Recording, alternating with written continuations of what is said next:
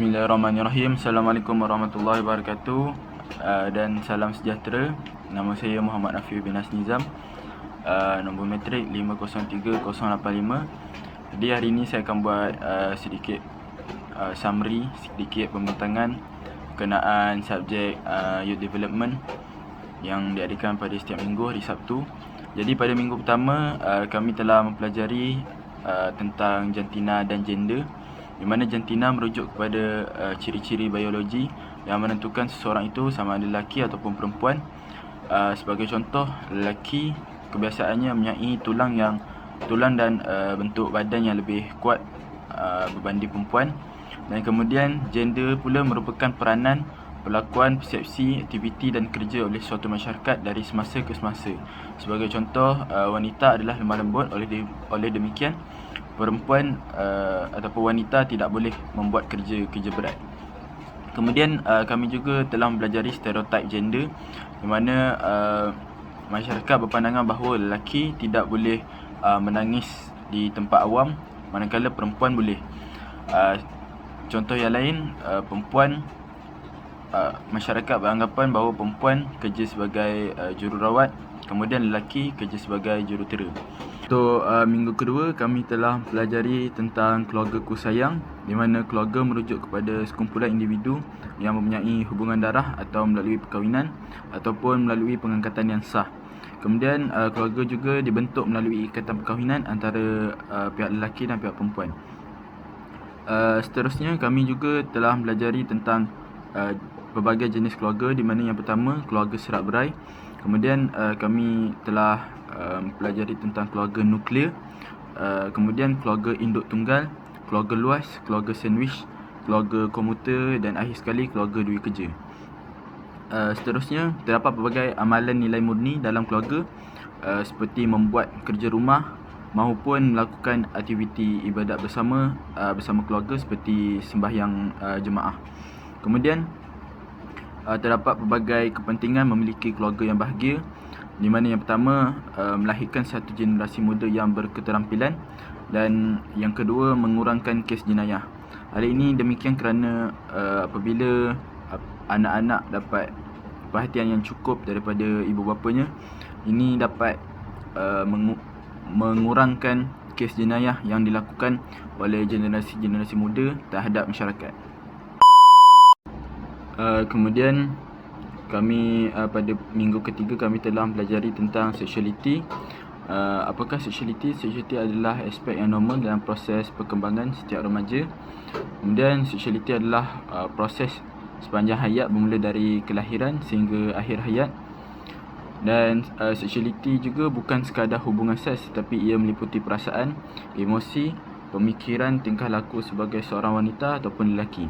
Kemudian sexuality mempunyai pelbagai elemen, iaitu yang pertama gender, yang kedua orientasi seksual, yang ketiga komunikasi, yang keempat perhubungan intim, yang kelima tingkah laku seksual, yang keenam identiti seksual, dan yang ketujuh yang terakhir sekali perhubungan seksual. Dan sexuality ini mempunyai pelbagai faktor, antaranya ialah media, agama dan pendidikan. Dan dalam minggu ketiga ini juga, dalam topik sexuality ini, kami juga mempelajari tentang LGBT, iaitu LGBT stand for lesbian, gay, bisex dan transgender. Iaitu lesbian merupakan hubungan antara perempuan dan perempuan, gay merupakan hubungan lelaki dengan lelaki, bisex mereka menjalankan hubungan dengan kedua-dua jantina, dan transgender adalah mereka menukar jantina. Untuk minggu keempat, kami telah mempelajari satu topik yang bertajuk risiko saya, di mana kami belajar tentang punca dan akibat kepada kehamilan. Jadi terdapat berbagai punca kehamilan, antaranya ialah rogol, desakan daripada teman lelaki dan pengaruh rakan sebaya. Yang kedua, seterusnya kesan kehamilan. Apakah kesan kehamilan? Yang pertama, keguguran kerana badan remaja belum bersedia untuk hamil. Yang kedua, terpaksa berhenti sekolah. Dan yang ketiga, ibu kepada bayi tersebut akan mendapat anemia, iaitu kurang darah merah. Dan penyelesaiannya ialah mereka boleh memberi anak mereka kepada orang lain yang lebih memerlukan anak, seperti orang yang tidak boleh hamil. Kemudian mereka boleh menjaga anak tersebut dengan pasangan ataupun keluarga. Dan yang ketiga, mereka boleh menghadiri sesi kaunseling. Untuk minggu kelima, kami telah mempelajari tentang kemahiran menghindari situasi berisiko. Dapat dua amaran, iaitu amaran kuning dan amaran merah. Amaran kuning merupakan isyarat hubungan seks mungkin akan berlaku pada masa hadapan. Sebagai contoh, teman istimewa mengajak anda ke tempat yang sunyi. Dan kemudian amaran merah pula merupakan hubungan seks dengan teman istimewa yang akan berlaku pada bila-bila masa saja. Sebagai contoh, anda semakin intim dan bersentuhan, ataupun anda menonton bahan pornografi. Dan terdapat pelbagai teknik penolakan. Antaranya ialah anda perlu melontarkan intonasi ataupun suara anda perlulah tegas semasa mengatakan tidak. Kemudian anda perlu memberikan cadangan alternatif. Sebagai contoh, anda boleh mencadangkan aktiviti lain untuk mengelak desakan tersebut.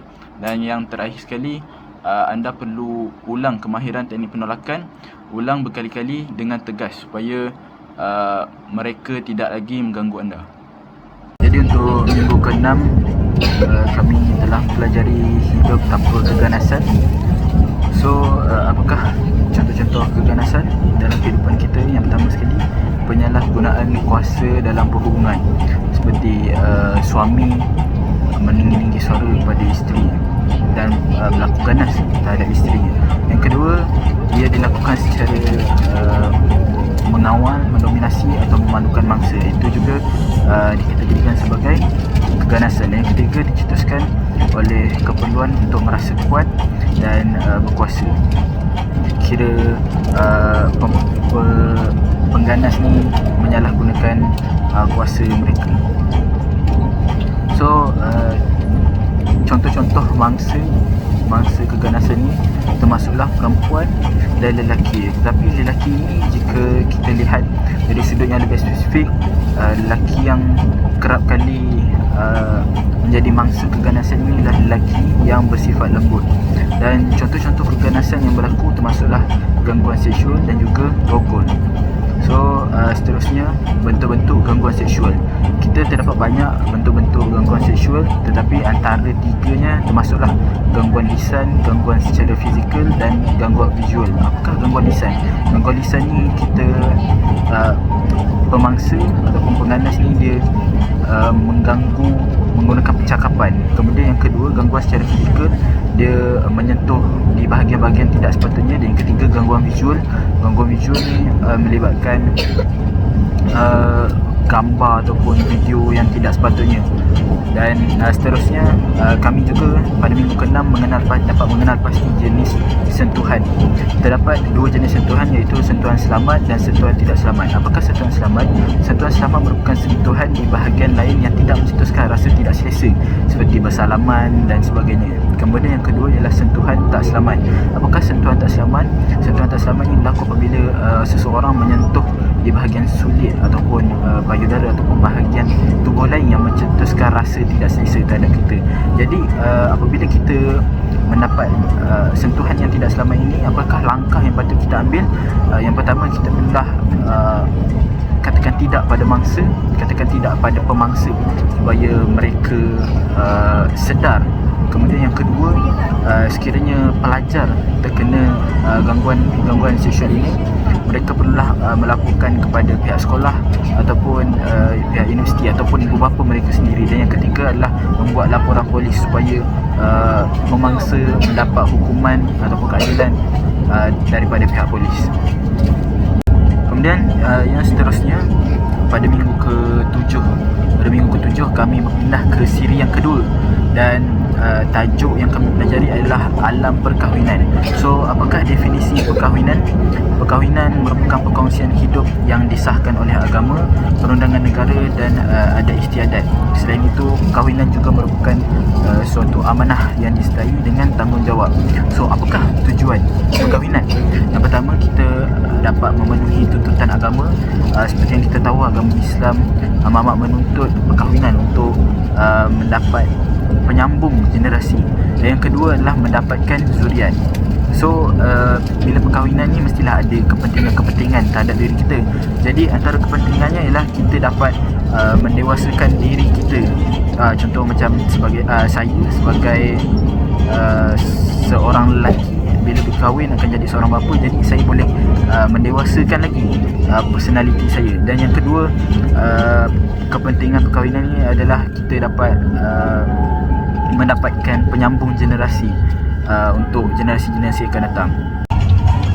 Kemudian pada minggu ke-8, tajuk yang kami telah pelajari bersama Cik Hidayah adalah pelayaran cinta. So dalam minggu ke-8 ni, setiap pelajar daripada kelas kami diarahkan untuk menjawab beberapa soalan psikometrik berkenaan inventory personality ataupun dikenali sebagai Big 5-10, iaitu kami perlu menjawab berdasarkan 5 ciri-ciri, dan 5 ciri yang diambil kira termasuklah openness. Yang pertama openness, iaitu keterbukaan. Yang kedua conscientiousness, iaitu kesedaran. Yang ketiga extraversion, yang bermaksud suka bergaul. Yang keempat agreeableness, iaitu akur. Dan yang kelima neuroticism, iaitu emosi mudah terganggu. So untuk minggu ke-8 ni ujian psikometrik Big 5-10 ni diadakan adalah untuk mengukur personaliti diri ataupun pasangan bagi mencari titik persamaan dan keserasian serta memahami perbezaan antara pasangan. Sebagai contoh, saya memilih pasangan iaitu kawan saya sendiri, table mate saya sendiri, untuk membandingkan kami punya persamaan maupun perbezaan antara kami. Kemudian pada minggu ke-9, tajuk yang kami pelajari adalah komunikasi cinta, iaitu filsafat definisi komunikasi. Definisi komunikasi adalah proses penyampaian maklumat antara dua pihak, dan komunikasi yang kami telah belajar ada beberapa jenis. Antaranya adalah komunikasi lisan dan komunikasi bukan lisan. Komunikasi, apakah komunikasi lisan? Komunikasi lisan adalah mesej ataupun maklumat yang disampaikan secara lisan atau tuturan. Maksudnya kita hanya menggunakan suara kita saja, percakapan kita saja. Dan kemudian adalah komunikasi bukan lisan. Komunikasi bukan lisan adalah mesej ataupun maklumat yang disampaikan secara isyaratan, gerakan mata ataupun muka, atau lebih dikenali sebagai body language. Dan seterusnya, faktor halangan komunikasi. Kadang-kadang bila kita berbual dengan kawan kita, ada halangan yang menghalang komunikasi antara dua hati. Dan antara faktor-faktor tersebut termasuklah sikap peribadi yang negatif. Mungkin kawan kita tu tak nak dengar ataupun tak fokus terhadap percakapan penyampaian kita. Dan kemudian yang kedua ialah kaedah persekitaran. Sebagai contoh, bila kita berborak ataupun berbual dengan kawan kita di tempat-tempat awam yang agak bising, mungkin ini salah satu faktor, salah satu perkara yang menghalang komunikasi kita, percakapan kita, penyampaian kita, menghalang penyampaian kita sampai ke rakan-rakan kita. Dan yang ketiga ialah ketiadaan makna malas. Maksudnya bila kita borak dengan kawan kita tak fokus dan kawan kita tak memberi sekiranya anda menghampiri stesen destinasi anda, menghalang komunikasi. tiada barangan yang tertinggal. Next station, maklumat yang disampaikan secara dua hal. Jadi if you are approaching your destination station, tidak memberi kindly ensure that none of your belongings are left on yang board. sempurna. Dan yang seterusnya ialah kami mempelajari berbagai tips dalam komunikasi. Antaranya yang pertama adalah kita perlu mendahului dengan memberi salam ataupun bertanya khabar terhadap kawan kita. Yang kedua, kita perlu elak daripada bertentangan mata jika berlainan jantina, supaya untuk mengelakkan ketidakselesaan terhadap rakan kita. Dan yang ketiga ialah berikan perhatian sepenuhnya supaya rakan kita yang berbual dengan kita tu berasa dihargai. Kemudian kami juga belajar tentang konflik. So apakah konflik? Apakah maksud konflik yang sebenar? Konflik adalah bermula apabila satu pihak sedar satu pihak yang lain mendatangkan kesan negatif terhadap sesuatu yang pihak pertama ambil berat, ataupun kedua pihak merasai rasa tidak puas hati. Dan kita boleh kenal konflik ini berlaku apabila ada tanda-tanda. Dan apakah tanda-tanda tersebut? Yang pertama, peningkatan tahap kebimbangan. Maksudnya kita terlampau bimbang terhadap kaum kita ataupun kaum kita terlalu risau terhadap kita, risau yang berunsur negatif. Kemudian yang kedua ialah produktiviti menurun. Yang ketiga kurang tenaga. Yang keempat Pintu akan dibuka. sekali Sila awasi langkah anda. kawan kita itu sendiri Doors are opening. cepat marah. Mind your So, step. terdapat pelbagai tips ataupun langkah untuk menangani konflik dalam rumah tangga. Sekiranya berlaku konflik dalam rumah tangga, pihak suami isteri perlulah bertenang ataupun perlu mengingati supaya cinta itu, bahawa cinta itu adalah sebagai kekuatan. Yang ketiga ialah pihak suami isteri perlulah luahkan perasaan mereka. Dan yang keempat ialah pihak suami isteri tersebut yang berlaku konflik itu sendiri perlulah mendapatkan bantuan daripada pihak-pihak yang diiktiraf seperti menghadiri sesi kaunseling. Kemudian minggu 10 ataupun topik ke-10 kami mempelajari tentang rahsia cinta.